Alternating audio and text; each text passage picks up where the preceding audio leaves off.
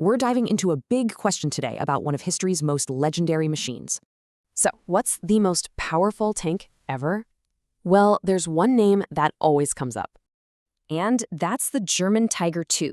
You probably know it as the legendary King Tiger. This thing was engineered for one reason: total domination. A true predator on the battlefield. So, what made it so tough? Well, let's start with its armor. It was insane. Just look at that. We're talking 185 millimeters of steel, basically a fortress on tracks. And it was sloped too.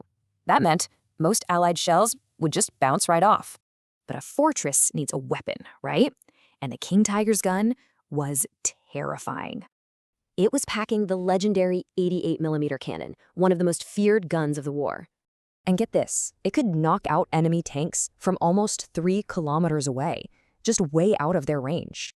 And you can see the difference here. It just blew right past what the T-34 or Sherman could handle. So all that armor and firepower, it created more than a tank. It created a legend.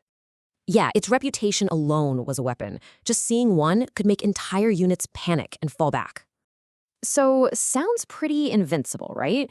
Well, not so fast. There's a twist to the story. Turns out this Steel King had a secret, and it was a fatal one. Here it is, less than 500. That's how many of these beasts were actually built. Why so few? It was a mechanical nightmare, drank fuel like crazy, and was just too complex to mass produce. So you see the problem. On paper, it was unstoppable.